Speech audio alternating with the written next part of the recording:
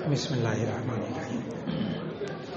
ایک صاحب نے تو یہ پوچھا ہے کہ میں ریٹائرمنٹ کے بعد اپنے جو پیسے ہوتے ہیں وہ نیشنل سیونگ سرٹیفکیٹ لے سکتا ہوں کہ نہیں، اور دوسرا یہ ہے کہ میں اپنے پیسے کو مختلف جو انشورنس وغیرہ میں ہے لگا سکتا ہوں کہ نہیں۔ تو اس کا جواب یہ ہے کہ کوشش کی کریں کہ نیشنل سیونگ سرٹیفکیٹ میں ابھی تک سودی کاروبار ہی چل رہا ہے۔ وہ خود بھی اس بات کا اعتراف کرتے ہیں کہ وہ مارک اپ فکس ہے، پہلے سے بتا دیتے ہیں۔ انشاءاللہ بہت جلد اللہ تعالیٰ خیر کی خبر سنائے گا کہ یہ نیشنل سیونگ سرٹیفکیٹ بھی انشاءاللہ مضاربہ اور مشارکہ میں تبدیل ہو رہے ہیں۔ بہت جلد اللہ تعالیٰ خیر کی خبر سنائے گا انشاءاللہ۔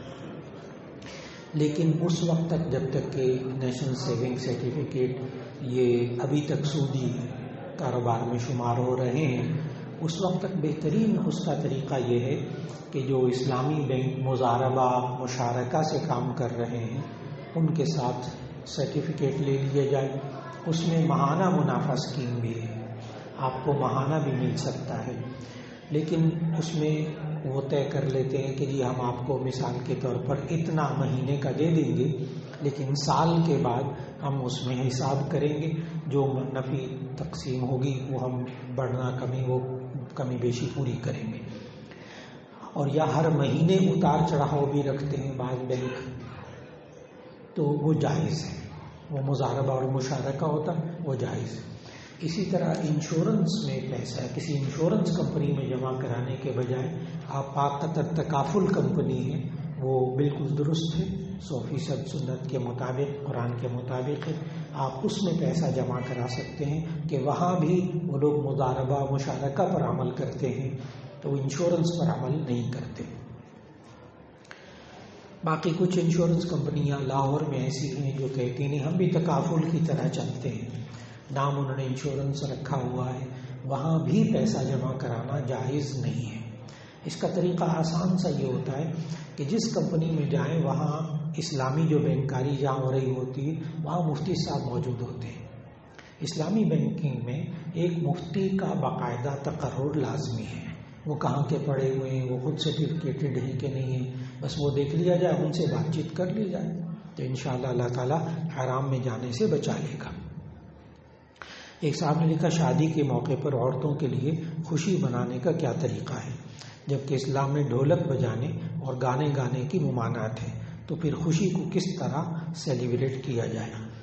تو غالباً خوشی صرف ڈھولک بجانے سے نہیں ہوتی اور صرف گانا گانے سے نہیں ہوتی۔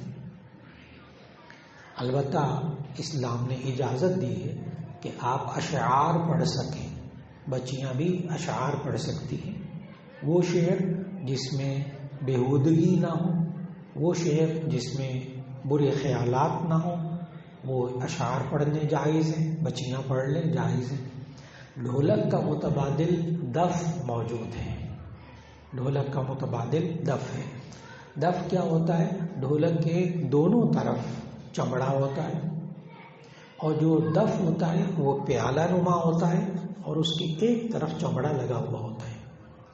اس میں فرق کیا ہے کہ بڑی باریکی میں جانا پڑتا ہے کہ اس میں ہیجان پن پیدا نہیں ہوتا، دف کے اندر ہیجانی کیفیت پیدا نہیں ہوتی، باقی سازوں کے اندر ہوتی ہے۔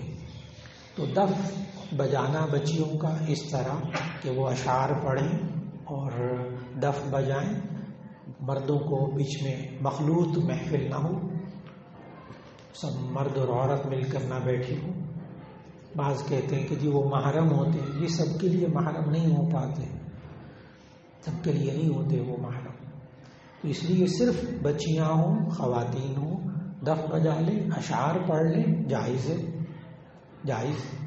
تو اس لیے یہ سوچنا کہ اسلام میں خوشی منانے کا کوئی طریقہ نہیں ہے، یہ بالکل غلط ہے، یہ بالکل غلط ہے۔ کھانا کھلا کر، اشعار پڑھ کر، جمع ہو کر ایک دوسرے سے مل کر خوشی مناتے، صرف ڈھولک اور گانا اس سے بچنے کی کوشش ہو جائے۔ ایک صاحب نے کہا کہ ڈرامے میں جو نکاح کروایا جاتا ہے باقاعدہ طور پر قاری صاحب یہ ایجاب و قبول کرواتے ہیں اور اداکار اور اداکارہ قبول کرتے ہیں، اس بارے میں وضاحت کر دیں۔ تو انہوں نے پہلے لفظ ڈرامہ بولا ہے، تو ڈرامے میں اصل میں 3 چیزیں ایسی ہیں جس کے بارے میں نبی صلی اللہ علیہ وسلم نے فرمایا ہے۔ 3 چیزیں ایسی ہیں کہ اگر آپ مذاق میں بھی کریں گے نا تو وہ ہو جائے گی، اور اگر سنجیدہ رہ کر بھی کریں گے تو وہ ہو جائے گی۔ 3 چیزیں ایسی ہیں جو مذاق میں بھی ہو جاتی، سنجیدگی میں بھی ہو جاتی۔ حدیث پوری سناتا ہوں، نبی صلی اللہ علیہ وسلم نے فرمایا ثلاث جدہن جد وہزلہن جد۔ 3 چیزیں ایسی ہیں جن کی سنجیدگی بھی سنجیدگی اور ان کا مذاق بھی سنجیدگی۔ آپ مذاق میں کوئی لڑکی آپ سے کہہ دے میں آپ سے شادی کرنا چاہتی ہوں اور 2 گواہ موجود ہوں، نوجوان کہہ دے میں نے قبول کیا، تو نکاح ہو گیا۔ خطبہ تو سنت ہے، مسجد سنت ہے، وہ نکاح ہو جائے گا اس کا۔ بعد میں لا کہتے رہے میں نے مذاق کیا تھا، یہ مذاق میں بھی ہو جاتا ہے۔ النکاح والطلاق والعتاق، 3 چیزیں، سنجیدگی بھی سنجیدگی، ان کا مذاق بھی سنجیدگی۔ ایک نکاح، ایک طلاق اور ایک غلام آزاد کرنا۔ مذاق میں طلاق دی ہو گئی۔ اب سوال یہ ہے کہ ڈراموں کے اندر اگر نکاح کیا جائے وہ نکاح ہوتا ہے کہ نہیں ہوتا، اور اسی طرح ڈراموں کے اندر طلاق دینا۔ آج سے چند سال پہلے یہ ہو چکا کہ وہ میاں بیوی ہی تھے، اصل میں وہ اداکار اداکارہ میاں بیوی ہی تھے۔ جامعہ شفیعہ میں بھی وہ آیا تھا فتویٰ، اور انہوں نے ڈرامے کے اندر ایک دوسرے کو طلاق دے دی۔ اب یہ سوال آیا مفتیان کے پاس، تو بعض نے تو کہا کہ جی مذاق میں بھی طلاق دیں تو ہو جاتی، یہ طلاق ہو گئی۔ لیکن ہمارے جامعہ شفیعہ کے جو مفتی حضرات اور دوسرے اداروں کے جو قابل مفتی حضرات ہیں، انہوں نے کہا مذاق اور چیز ہے، سنجیدگی اور چیز ہے۔ ڈرامے میں پہلے سے سکرپٹ لکھا جاتا ہے، سکرپٹ مسودہ ہوتا ہے، سکرپٹ لکھا جاتا ہے، وہ سکرپٹ کے الفاظ بولے جاتے ہیں، نقل کیے جاتے ہیں، نہ وہاں مذاق ہے نہ وہاں سنجیدگی ہے، وہ نقل کیے جاتے ہیں الفاظ۔ اور فارسی میں آپ محاورہ سنیں گے، نقل کفر نہ باشد، کفر کو نقل کرنا کفر نہیں ہوتا۔ لہذا ڈرامے میں اگر بیوی واقعی بیوی تھی، اس کو سکرپٹ کے مطابق طلاق دی تو اسی صورت میں طلاق نہیں ہوئی۔ بہت واضح ہے بات۔ اسی طرح ڈرامے میں جو نکاح کیا جاتا ہے اس سے نکاح بھی نہیں ہوتا، کیونکہ وہ مذاق نہیں ہوتا، نہ وہ سنجیدگی ہوتی، وہ وہاں نقل ہوتی ہے۔ جیسے کوئی بندہ جو ہے وہ کسی کافر کا کوئی مشرکانہ جملہ وہ نقل کر دے،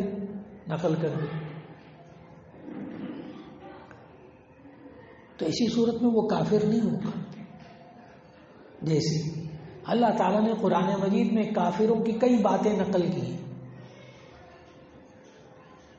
وقال الذین کفروا اذا كنا ترابا وآباؤنا أئنا لمخرجون، اور کافروں نے یہ کہا کیا ہم جب اور ہمارے آباء و اجداد جب مر جائیں گے، مٹی اور ہڈیوں کا ڈھیر ہو جائیں گے، کیا ہمیں دوبارہ زندہ کیا جائے گا؟ تو کیا ہم وہ آیت پڑھنے سے کافر ہو جائیں گے؟ نہیں، ہم نے تو کیا کیا ہے؟ نقل، ہم نے ان کی بات کو نقل کیا ہے، ہم نے کہا نہیں ہے، یہ ہماری سوچ نہیں، ہمارا ایمان نہیں ہے۔ اب بات مکمل ہوگی۔ تو یہ ڈراموں میں نہ نکاح ہوتا ہے نہ طلاق ہوتی ہے، کیونکہ یہ نقل ہوتی ہے، سکرپٹ ہوتا ہے، مسودہ ہوتا ہے، اس کے مطابق بولتے ہیں۔ ایک صاحب کہہ رہے ہیں کیا سائنس میں اللہ کو ڈھونڈا جا سکتا ہے؟ نہیں، یہ دراصل سائنس ہی کو نہیں سمجھتے بیچارے، سائنس کو نہیں، اللہ کو ڈھونڈا نہیں، اللہ نظر آ جاتا ہے، اس میں ڈھونڈنا بھی نہیں پڑتا، ڈھونڈنا تلاش بھی نہیں کرنا پڑتا۔ اس لیے کہ سائنس کس کو کہتے ہیں؟ سائنس کی جب آپ تعریف پڑھیں نا تو سائنس کی کوئی 1-2 لائنوں میں تعریف نہیں ہے، اس کی ڈیفینیشن۔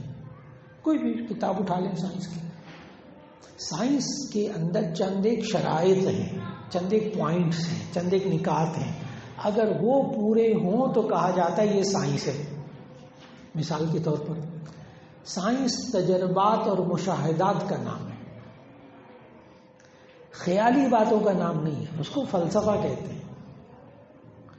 کوئی سائنسدان یہ نہیں کہہ سکتا میرا خیال یہ ہے، میں نے یہ سوچا ہے، سوال پہ بیکار کام ہے خامہ۔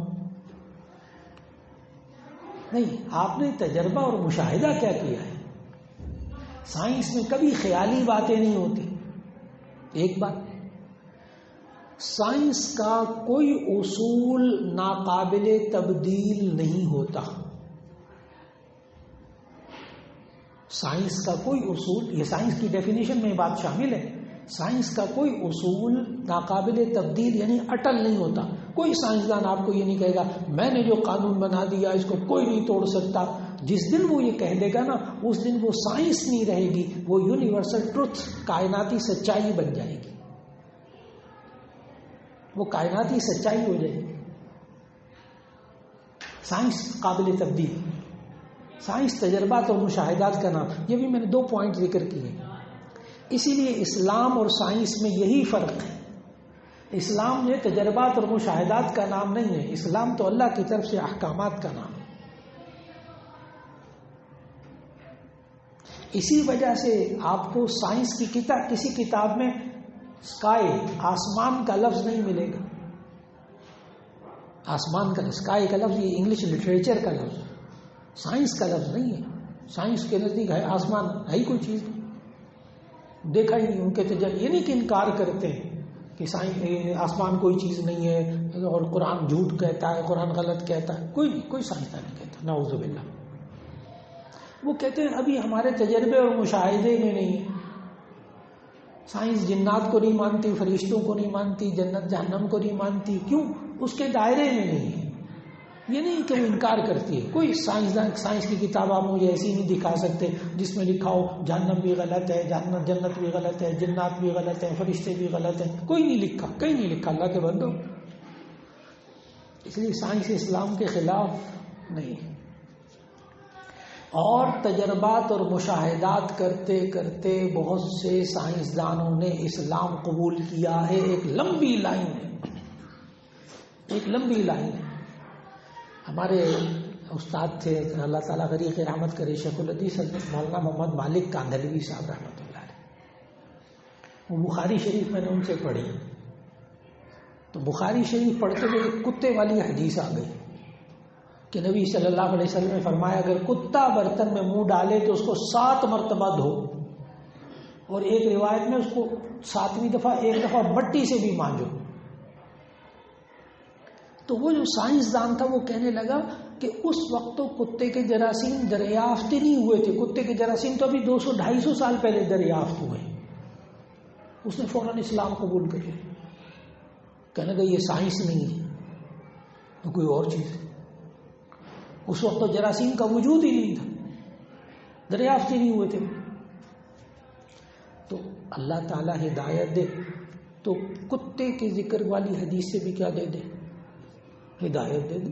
ہاں، اسی لیے بعض علماء نے کہا کہ اللہ تعالیٰ نے قرآن مجید میں کہا، دیکھو کہتے ہیں سائنس میں اللہ کو ڈھونڈا جا سکتا ہے، نہیں، سائنس کے ذریعے تو اللہ تک پہنچا جا سکتا ہے انشاءاللہ۔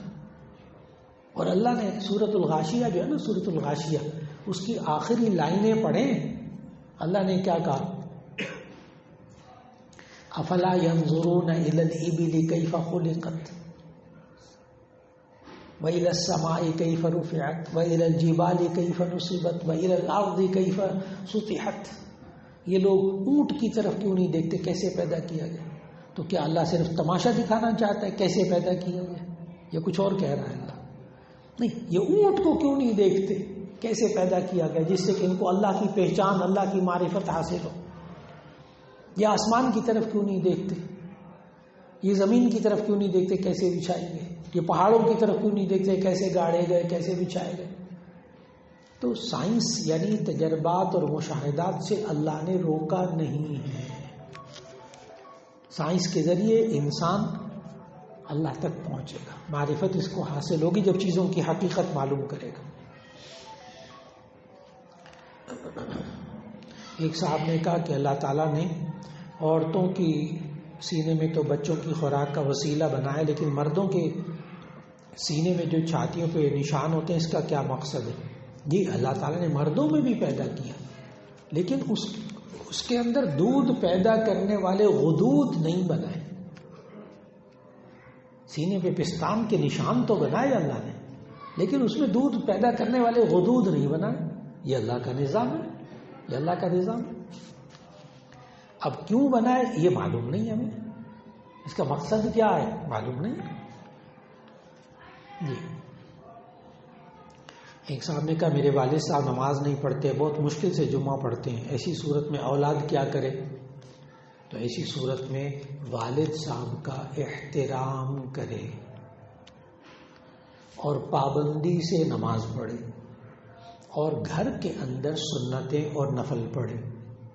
گھر کے اندر سنتیں اور نفل پڑھے، اور نفل پڑھنے کے بعد دونوں ہاتھ اٹھا کر والد صاحب کے لیے رو رو کر دعائیں کریں، اے اللہ ان کو بھی نماز پڑھنے کی توفیق دے دے.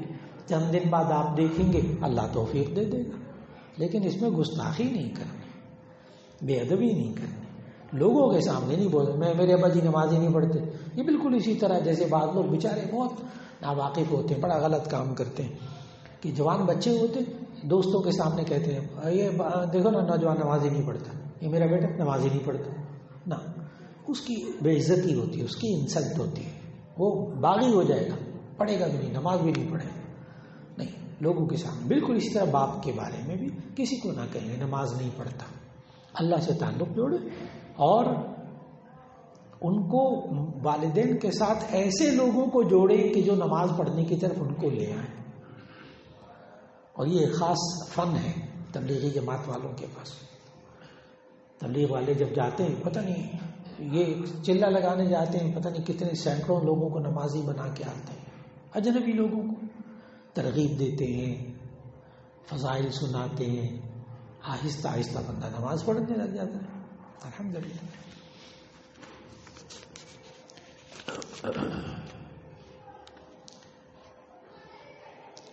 یہ بعض لوگ کہہ رہے ہیں کہ ایک صاحب نے سوال کیا کہ بعض صحابہ کے بارے میں آتا ہے کہ انہوں نے شراب پی، پھر وہ شراب نماز پڑھی، انہوں نے نشے کی حالت میں تھے، کیا یہ حدیثیں صحیح ہیں؟ اصل میں صحابہ کے بارے میں جب آپ پڑھیں مطالعہ کریں تو پورا مطالعہ کریں، اور اگر کہیں ایسی بات آ جائے تو اس کے بارے میں بڑے غور سے اچھی طرح باتوں کو سمجھیں. شراب کی حرمت یہ آہستہ آہستہ نازل ہوئی. پہلے سورۃ البقرہ میں آیا یسألونک عن الخمر والمیسر قل فیہما اسم کبیر ومنافع للناس واسمہما اکبر من نفعہما. یہ لوگ شراب اور جوئے کے بارے میں پوچھتے ہیں، آپ کہہ دیجئے کہ یہ گناہ کی چیزیں ہیں، اس میں لوگوں کے لیے فائدے بھی ہیں لیکن ان کا گناہ فائدے سے زیادہ بڑا ہے. یہ پہلی آیت ہے شراب کی حرمت کے بارے میں، لیکن ابھی واضح طور پر حرام نہیں کیا تو معاشرے کے لوگ شراب پیتے رہے اس کو.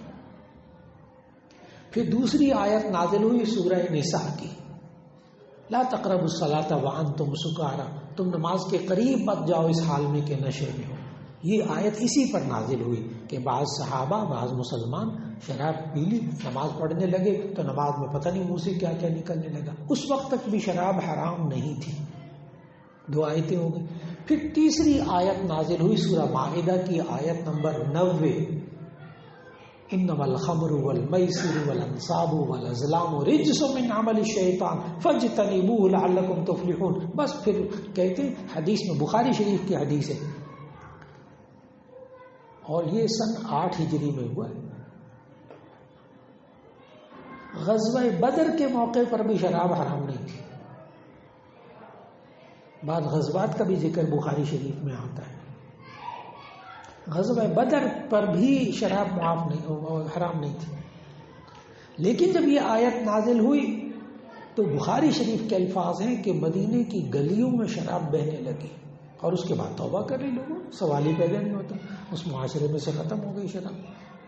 تو اس لیے کبھی بھی یہ ذہن میں نہ آنے دے کسی فلاں صحابی نے روایت میں جی شراب پی ہوئی تھی نماز پڑھ رہے تھے، تو یہ اس وقت کی باتیں جبکہ شراب حرام نہیں تھی. اب بات مکمل ہو گئی. اور ایسی روایتیں اب بیان نہیں کرنی چاہیے تاکہ صحابہ کے بارے میں عقائد نہ خراب ہو جائے. اور وہ لوگ بیان کرتے ہیں یہ روایتیں جو صحابہ کے خلاف بولتے ہیں. اصل بات یہ ہے، وہاں سے لوگ سنتے ہیں، متاثر ہوتے ہیں.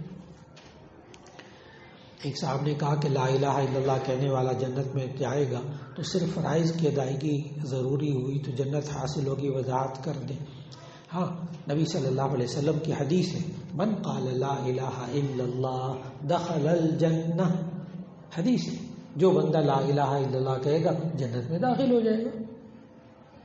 یہاں تک سمجھ میں آ گیا، جنت میں داخل ہو جائے گا. اب اگلا سوال کہ پھر فرائض، واجبات، ماں باپ کا ادب اور نماز، زکوٰۃ، حج یہ ضروری نہیں ہے، لا الہ الا اللہ کہہ دیں بس؟ تو اس کا جواب یہ ہے، لا الہ الا اللہ، اللہ کے سوا کوئی معبود نہیں، عبادت کے لائق نہیں. عبادت صرف کس کی کرنی ہے؟ اللہ کی. تو عبادت کس کو کہتے ہیں؟ زندگی اس کی بات مان کر چلانا، ساری زندگی اسی کی بات مان کر چلنا، اسے کہتے ہیں عبادت. اب ایک بندہ یوں کہے، ابا جی آپ بڑے اچھے ہیں، ابا جی میں آپ کا بڑا احترام کرتا ہوں، آپ سے بہت محبت کرتا ہوں، آپ عظیم باپ ہیں، آپ جیسا باپ ہی کوئی نہیں. اچھا بیٹا یہ سبزی لا دو، سودا لا دو، یہ ماں کو دودھ لا دو، چائے بنانی، یہ نہیں کرنا، آپ عظیم باپ ہیں. بیکار بات ہے، زبانی جمع خرچ. ایک تو یہ جواب ہے.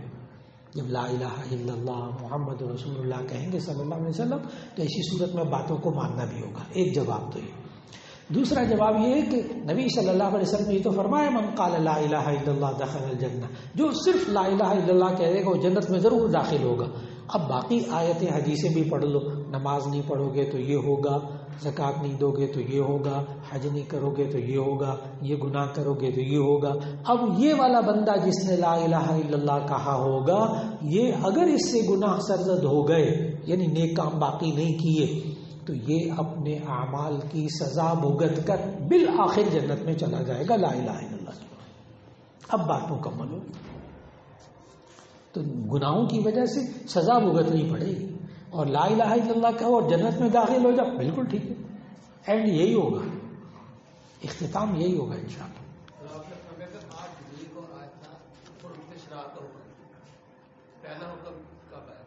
پہلا حکم یہ آیا تھا سورۃ البقرہ کے اندر، اس کا سال متعین نہیں. پھر درمیان میں سورۃ النساء، اس کا بھی سال اور مہینہ متعین نہیں. پھر اس کے بعد یہ جو حرمت خمر نازل ہوئی نا، آخری آیت سورہ مائدہ کی. سورہ مائدہ ویسے بھی آخری احکامات اس میں نازل ہوئے. اس سے پہلے یہ شراب حلال تھی. جی جی میں نے کہ پڑھا کہ پہلا حکم آیا کہ 2 سال اگلا ہے تو 2 پر اگلا ہے، 6 سال کس طرح؟ جی تقریباً اتنا وقت لگ گیا. تو 8 ہجری 8 سال بڑھ جاتے ہیں. جی پھر جب آپ نے 8 ہجری کے لیے تو 8 سال بڑھ جاتے ہیں. نہیں، آپ سن 6 ہجری، 8 ہجری میں تو بالکل حرمت آخری حرمت نازل ہو گئی. ہاں ممکن اس میں مجھ سے 8 میں ہو رہی ہو، لیکن اس میں یہ ذہن میں رکھیے گا کہ یہ زیادہ سوالات یہ غزوہ بدر والے ہیں. بخاری شریف میں جو سوالات ہیں وہ غزوہ بدر والے ہیں کہ یہودیوں نے مسلمانوں کو طعنہ دیا کہ تمہارے وہ مسلمان جو شراب پی کر شہید ہو گئے تھے ان کے بارے میں تمہارا کیا خیال ہے. اصل ٹیڑھا سوال یہ والا ہے، شراب پی کر جو تمہارے مسلمان صحابہ شہید ہو گئے تھے ان کے بارے میں تمہارا کیا خیال ہے. یہ یہودیوں نے اعتراض کیا. یہ اعتراض بخاری شریف میں ہے. اس وقت یہ پوری بحث کی جاتی ہے کہ غزوہ بدر کے موقع پر شراب حرام نہیں تھی. اب بات مکمل ہو گئی.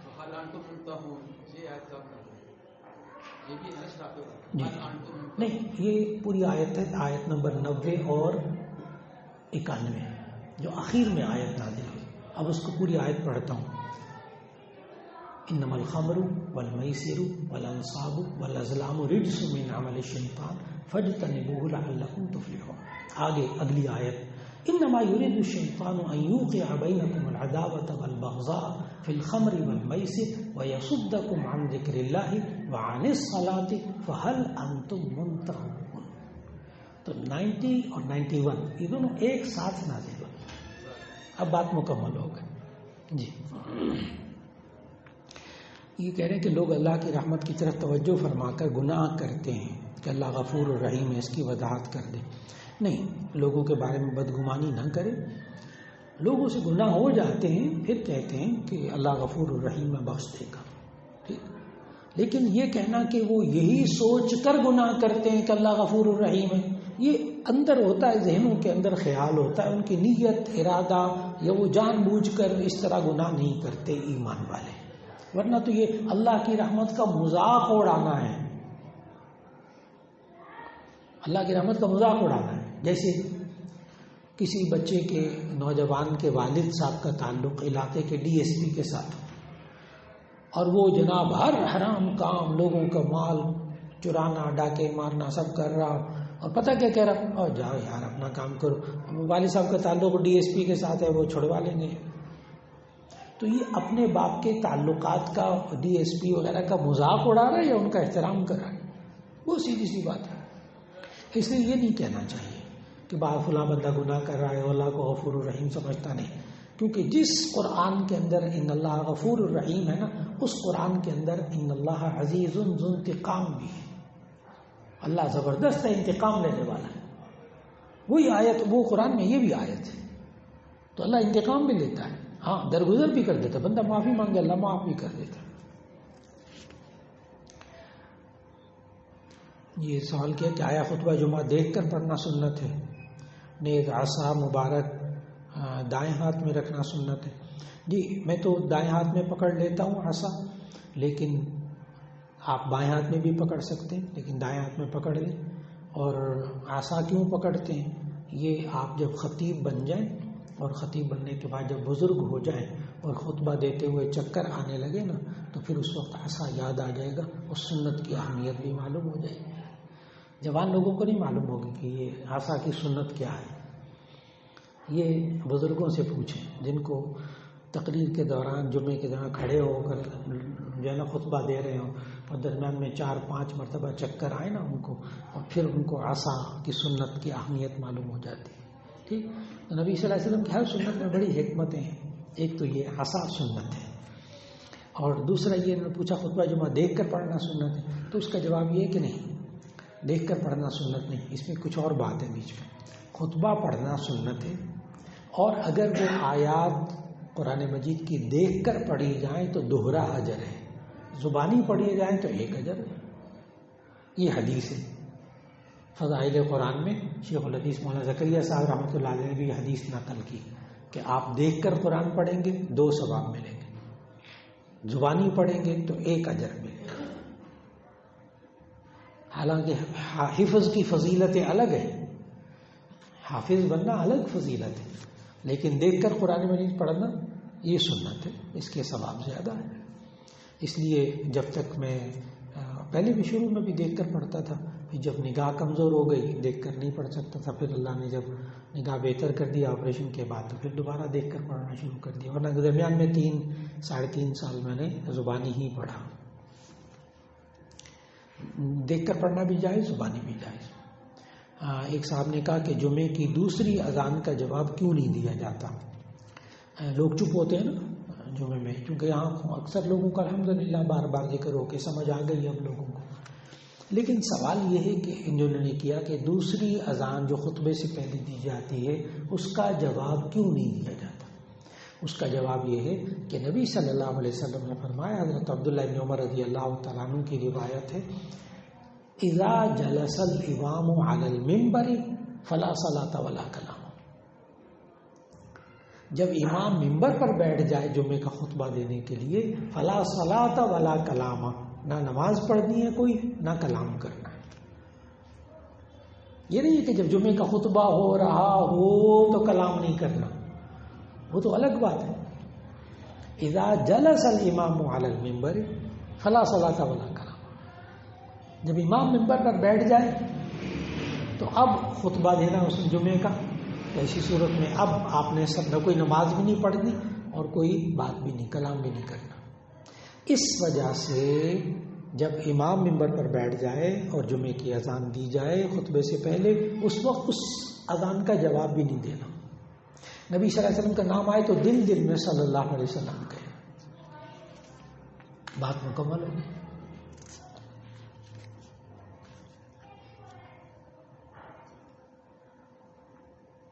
یہ ایک اختلافی سوال ہے کہ بخاری شریف کی ایک روایت کا حوالہ دے کر یہ الگ سے جو صاحب ہیں وہ اپنا موبائل نمبر پیچھے لکھ دیں تو ان کو آ جائے گا، یا الگ سے پوچھ لیں تو اسی صورت میں ان کو جواب دیا جا سکے گا، کیونکہ یہ فرقہ وارانہ سوال ہے. جی جی ہاں ہاں بالکل بالکل جی. مسند احمد ابن حنبل انہی کی حدیث کی کتاب ہے، اور جی حنبلی فقہ بھی انہی کا ہی ہے. اور شیخ عبد القادر جیلانی رحمۃ اللہ علیہ اتنے بڑے بزرگ یہ حنبلی مسلک کے تھے، یہ حنفی نہیں تھے، اور یہ محدث بھی تھے اور امام احمد ابن حنبل رحمۃ اللہ علیہ تو اور فقیہ بھی تھے. جی جی معتزلہ یہ ایک الگ سوال ہے، وہ الگ بتاتا ہوں. تو امام احمد ابن حنبل رحمۃ اللہ علیہ کی جو مسند امام احمد ابن حنبل ہے نا، یہ عجیب و غریب چیز ہے یہ والی کتاب، کہ مسند عربی میں کہتے ہیں حدیث کی اصطلاح میں ایسی کتاب کو جو راویوں کے ناموں پر ترتیب دی جائے. یعنی حضرت عائشہ رضی اللہ عنہا سے ذخیرہ حدیث میں جتنی روایات ہیں نا ان کو ایک چیپٹر میں لے کے، یعنی حضرت عائشہ کا چیپٹر ہے.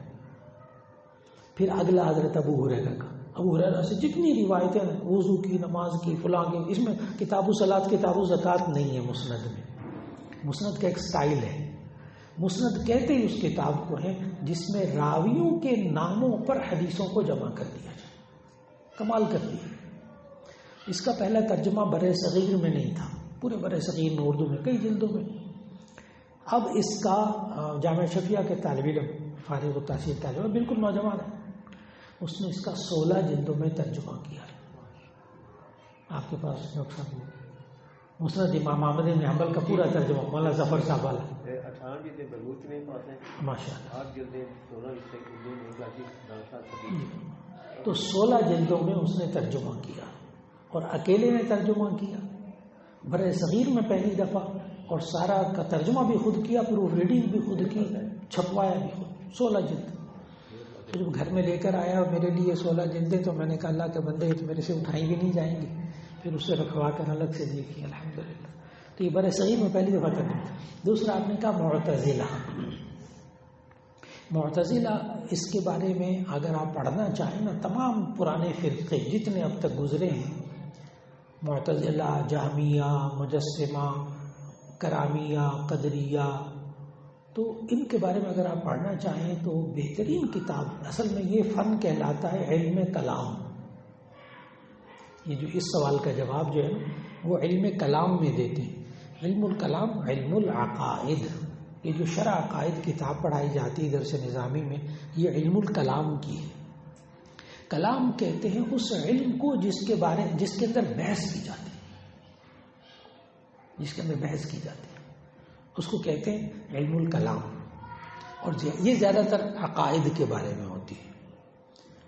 اس میں بہترین کتاب مولانا محمد ادریس کاندھلوی رحمہ اللہ، شیخ الحدیث و تفسیر جامع شفیہ، ان کی کتاب ہے عقائد الاسلام.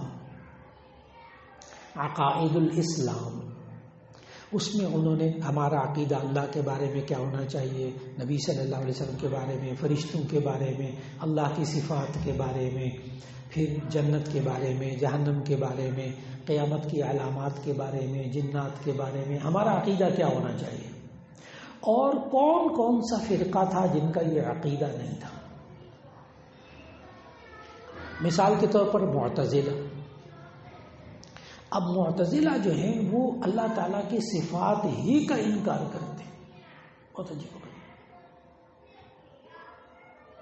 جیسے یہ صفات ہے نا، اللہ تعالیٰ آخرات کے آخری حصے میں آسمان دنیا پہ آتا ہے، لوگوں تم مانگو کیا مانگتے ہو، وہ ایسی حدیثوں میں انکار کرتا ہے، کہتے ہیں یہ اللہ تعالیٰ کا نازل ہونا کوئی چیز نہیں. اور اس کے علاوہ ان کے جو عقائد معتزلہ کہتے ہیں اعتزل عنا، ہم سے ہٹ گیا، دین سے ہٹ گیا. جو لوگ عقائد کے اعتبار سے دین سے ہٹ گئے نا، انہیں معتزلہ کہتے ہیں. اس لیے اگر آپ ان کے بارے میں عوام میں اس لیے نہیں بتاتا، یہ مناسب نہیں ہے، چونکہ یہ عقائد کیوں، یہ پرانے فرقوں کے نام پڑھنے کیوں ضروری ہیں؟ اس لیے کہ ان پرانے فرقوں کے عقائد الاسلام میں لکھے ہوئے ہیں، اور آج نام بدل کر وہی لوگ موجود ہیں، آج نام بدل کر وہی لوگ موجود ہیں۔ اب قدریہ وہ ہوتے ہیں جو تقدیر کا انکار کرتے ہیں، مثال کے طور پر قدریہ فرقہ ہے، وہ تقدیر کا انکار کرتا تھا۔ آج کل لوگ بھی تقدیر کا انکار کرتے ہیں، آپ نے جملے سنے ہوں گے ان لوگوں کے، وہ جی ہر بندہ خود ہی تقدیر بناتا ہے، خود ہی بگاڑتا ہے، ایسی خام خواہ لوگوں نے قسمت اور تقدیر بنایا ہوا، بندہ خود ہی اپنی تقدیر بناتا ہے، خود ہی بگاڑتا ہے۔ یہ قدریہ تقدیر کا انکار کرتے ہیں۔ حالانکہ ہم کیا کہتے ہیں؟ ہمارے ایمان میں سے والقدر خیرہ وشرہ من اللہ تعالی، یہ تقدیر کے بارے میں ہمارا ایمان ہے کہ اچھی بری تقدیر سب کس کی طرف سے؟ اللہ کی طرف سے۔ تو یہ میں نے ابھی ایک مثال دی ہے، بس ضرورت پڑے تو مجھے ضرور بتائیے گا، وہ کتاب پڑھنے والی ہے، آسان اردو کمال کی کتاب۔ جی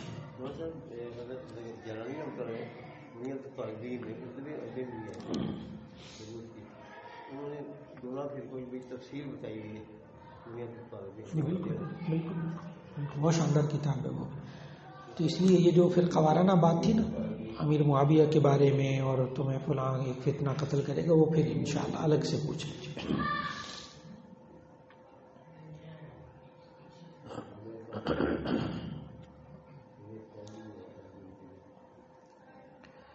یہ کہتے ہیں کہ ہمیں جو ہے نا وہ کس طرح ہماری سوچیں اور ہماری فکریں جو ہیں وہ کیسے درست ہو سکیں اسلام کے مطابق، یعنی ہمارے عقائد جو ہیں وہ اسلام کے مطابق کیسے درست ہو سکیں۔ تو اس کا جواب یہ ہے کہ اگر آپ نے بچوں کے اور نو عمر بچوں کے لیول کا دیکھنا ہو تو اس کے لیے آسان کتاب ہے تعلیم الاسلام، مفتی کفایت اللہ صاحب کی، عام مل جاتی، سوال جواب کر کے انہوں نے دیے ہوئے ہیں۔ اور آپ حیران ہوں گے کہ میں جس مدرسے میں حفظ کیا نا میں نے آج سے 55 سال پہلے، تو جہاں مدرسے سے حفظ کیا تو وہاں مدرسے کے اندر حفظ کے ساتھ ساتھ ہمیں یہ والی کتاب زبانی یاد کرا دی، مفتی کفایت اللہ صاحب کی کتاب تعلیم الاسلام، چھوٹی سی کتاب، آسان اردو۔ تو بچوں کے نو عمر بچوں کے، نوجوان بچیوں کے عقائد کو اگر درست کرنا ہو، خیالات کو درست کرنا ہو تو یہ والی کتاب۔ اور پھر اگر مزید آگے کوئی آپ ریسرچ بڑی گہرائی میں جانا چاہیں تو پھر یہ عقائد الاسلام، کمال کی کتاب ہے۔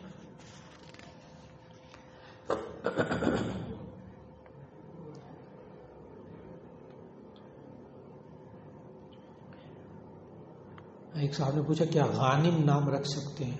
غانم، جی یہ دعا بھی دیتے ہیں نا سفر سے آنے والے کو، سالمن غانمن، سلامتی کے ساتھ آئیں، فائدہ اٹھا کر آئیں۔ تو غانم کا معنی غنیمت سے ہے، غنیمت فائدہ اٹھانا، تو غانم کا معنی فائدہ اٹھانے والا۔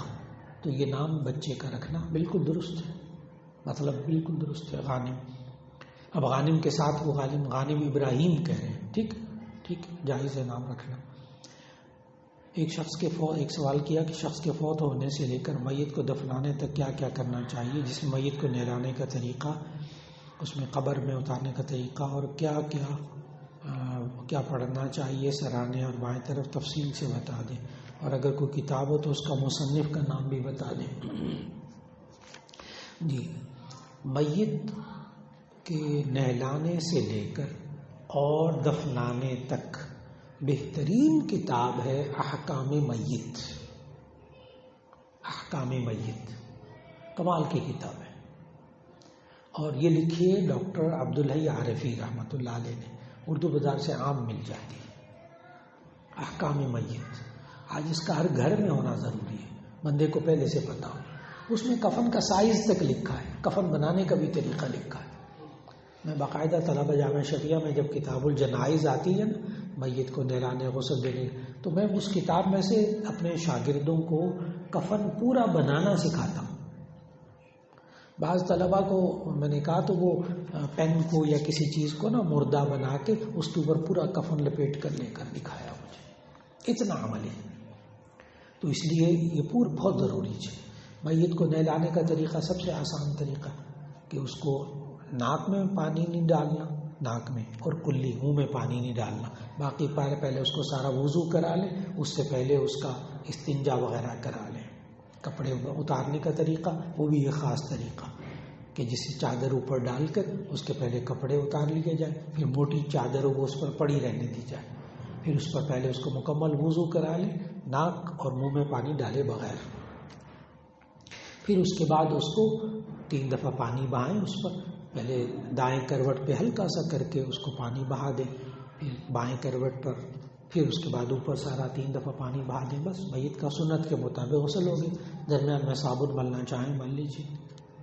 پھر اس کے بعد اس کو کفن دینے کا طریقہ کہ کفن جو مرد کا ہوتا ہے وہ 3 چیزیں، ازار، قمیص، لفافہ، اور پھر میں طلباء کو نا بچھانے کا بھی طریقہ، یہ ٹیکنیک ہے، باقاعدہ بچھانے کا بھی طریقہ، کیونکہ کفن پہنانے کے لیے کفن کو پہلے بچھانا پڑتا ہے کہ آپ چارپائی کے اوپر پہلے ازار بچھا لیں، لفافہ، پہلے لفافہ بچھا لیں، پھر اس کے اوپر ازار، پھر اس کے اوپر قمیص۔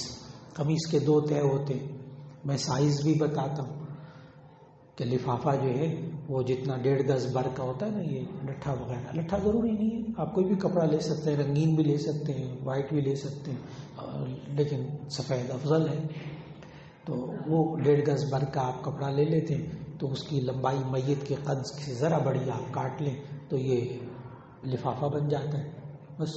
اور پھر ازار جو ہے وہ میت کے قد کے برابر کپڑا لے لیں، اور جو قمیض ہے وہ میت کے قد کے برابر دوہرا کپڑا لے لیں، بس درمیان میں گردن کی جگہ سے تھوڑا سا کاٹ لیں، سلائی وغیرہ اس میں کچھ نہیں ہوتی۔ تو سب سے پہلے وہ جو لفافہ ہے جو قد سے لمبا کپڑا ہے وہ بچھا لیں، پھر اس کے اوپر ازار بچھا لیں، پھر اس کے اوپر لفافہ بچھا لیں۔ میت کو غسل دے کر اس بھاری کپڑے سمیت چادر جو اوپر اس سمیت اوپر ڈالیں، پہلے اس کو قمیص کا یوں کر کے کپڑا ڈال دیں گے اس کے اوپر، پھر وہ ازار کو لپیٹ دیں گے، پھر لفافے کو لپیٹ دیں گے، پھر اوپر سر سے اور پاؤں کی طرف ڈوری سے باندھ دیں گے، پورا کفن تیار ہو گیا، اب جا کر اس کو دفنا دیجیے۔ تو یہ طریقہ واقعی سیکھنے والی چیز ہے، سیکھنے والی چیز ہے۔ آج کل لوگ ڈرتے ہیں، بہت لوگ خوف کھاتے ہیں، کہتے ہیں، بعض علماء بھی، بعض میرے شاگرد بھی کہتے ہیں مولانا اگر 1-2 دفعہ مردوں کو نہلایا نا تو پھر یہ مردے نہلانے والا مولوی مشہور ہو جائے گا۔ میرے بچوں کو بھی لوگ کہا کریں گے یہ جو ان کا باپ ہے نا وہ جو مردے نہلانے والا نا ان کا بیٹا ہے، تانا دیتے ہیں لوگ۔ تو میں جاؤں کہ نہ جاؤں، تو ان کو میں بڑی تاکید کرتا ہوں کہ ضرور جائیں، ضرور جائیں، اس لیے کہ طریقہ کیا ہے اس کا کہ آپ ان کے بیٹوں کو، بھائیوں کو لیں اور پہلے آدھا پونا گھنٹہ الگ بٹھا کر ان کو سمجھائیں اور کہیں گے کہ میں آپ کو سنت کے مطابق، طریقے کے مطابق نہلانا سکھاؤں گا، ٹھیک ہے، میں کھڑا ہوں گا پاس، آپ کو سارے کام سنت کے مطابق ہوں گے، لیکن کریں گے آپ باپ بیٹا۔ باپ کا جنازہ تو بیٹے ہیں، بھائی ہیں، وہ سب کھڑے ہوں گے، بیٹا ہے تو باپ ہے، دوسرے عزیز و قارب ہیں، ان کو ساتھ شامل کریں۔ اس حکمت عملی سے سنت کے مطابق غسل بھی ہو جاتا ہے، کفن بھی ہو جاتا ہے، اور یہ مردے نہلانے والا بھی مشہور بھی نہیں ہوتا، حل موجود۔ جزاک اللہ خیر، السلام علیکم ورحمۃ اللہ۔